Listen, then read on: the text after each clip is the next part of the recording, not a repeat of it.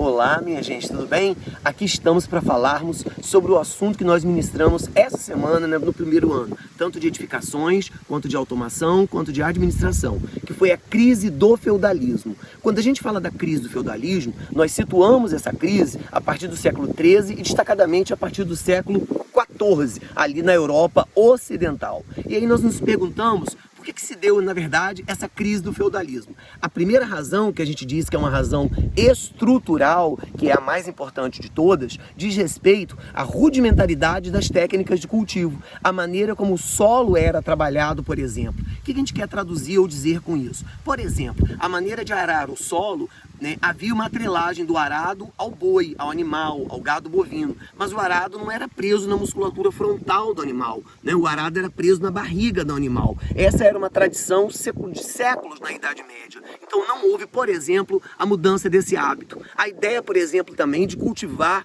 em toda a propriedade, né, dentro das várias glebas. Não havia ideia de deixar uma parte do solo descansando. Então se o solo também não descansa, porque não tinha naquela época, né, gente, insumos, adubos e implementos tecnológicos que nós temos nos dias de hoje. Então o solo tinha que passar por algum repouso para que o humus fertilizante pudesse voltar a naturalmente ocorrer. E isso não acontecia.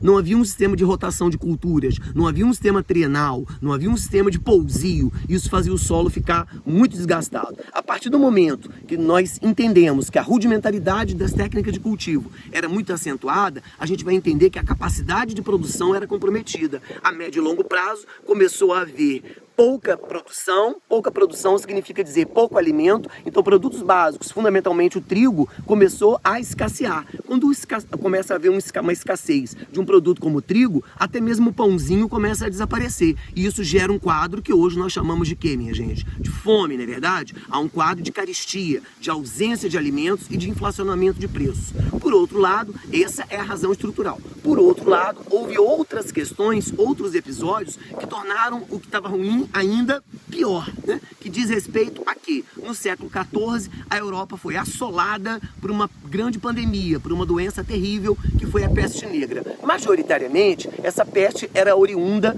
a partir de quê? Proveniente de quê? Da urina e de fezes de ratos, que vinham nas mercadorias que vinham da Ásia, né? As chamadas especiarias, sal, açúcar, gengibre, canela, noz moscada, tecidos, perfumes, óleos os mais diversos. Essas mercadorias todas vinham da China, da Índia, do atual Oriente Médio, passar pela Turquia, enfim, eram rotas caravaneiras gigantes que vinham do Extremo Oriente, passando pela Índia, passando pelo Oriente Médio, até chegar na Turquia, até chegar no Mar Mediterrâneo, chegar na Península Itálica para ser distribuída na Europa. Pois bem, muitos atravessadores, elas eram caras, mas além de caras, há um outro problema. Nos porões, né, nas áreas mais profundas das caravelas ali no Mediterrâneo, a umidade era muito grande. Essas mercadorias levavam 2, 3 anos em rotas terrestres, quando entrava no mar, mais às vezes 6 meses em rota marítima. Então muitos ratos, além de ratos, pulga que picavam o rato. Então assim, a pessoa podia ser contaminada ou porque ela comia o alimento que estava infeccionado ou infectado pela urina e pelas fezes do rato, ou a pessoa podia ser contaminada porque a pulga que podia picar o rato, podia picar a pessoa e aí entrava diretamente na corrente sanguínea, ou a pessoa podia ser contaminada porque no contato com outra pessoa que já está contaminada, a pessoa pela via respiratória, porque a pessoa suava nariz, a pessoa tossia, escarrava, e aí a outra pessoa, febre, suores imensos, isso passou a ser chamado de peste negra. Observe que eu falei de 3 formas de contágio, né? Pelo aparelho digestivo, pelo aparelho respiratório e pelo aparelho sanguíneo circulatório, né? Isso matou pelo menos 1/4 da população europeia. E quando eu falo 1/4 da população europeia, eu estou falando de óbitos confirmados. Nós nem temos a dimensão das pessoas que não foram enterradas, dos óbitos que não foram efetivamente computados e compilados. Então, a gente sabe que ao longo do século XIV, além da peste negra, de morte natural, morte por envelhecimento, tragédias ambientais, aproximadamente 50% da população europeia veio a óbito no século XIV. E isso comprometeu. Numa sociedade, numa época em que a produção já era pequena, a produção passou a ficar ainda menor, porque é menos gente trabalhando, né? São de cada 100 pessoas, 50 pessoas que já não existem mais. Então a capacidade produtiva se compromete.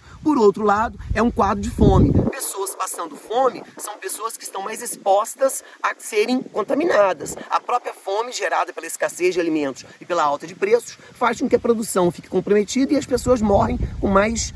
É horrível falar isso, mas as pessoas morrem com mais facilidade. E por último, pensar que os senhores feudais, na hora da crise, começaram a atacar outros feudos, buscando trigo, centeio, cevada e até alguma carne nos depósitos, armazéns de outros senhores. E aí, senhores contra senhores, quem está na reta não são os senhores, quem está na reta são os camponeses. Guerras entre senhores geram a morte de camponeses, não é isso? Camponeses mais ainda morrendo, menos gente para trabalhar, menor produção. Essas são as razões fundamentais. Resta pensar então, a partir do momento que as pessoas também não têm como viver sem sal, sem açúcar, sem tecido, sem cores, sem tantos produtos que vêm da Ásia, havia uma necessidade preemente. Qual necessidade preemente? De chegar às especiarias diretamente na fonte. Mas diretamente na fonte, galera, é diretamente na China. Mas como é que vai chegar lá? Por terra não dá, né? Até porque vai enfrentar o árabe, vai enfrentar o turco, vai enfrentar o indiano, vai enfrentar a população mongol, vai enfrentar a população...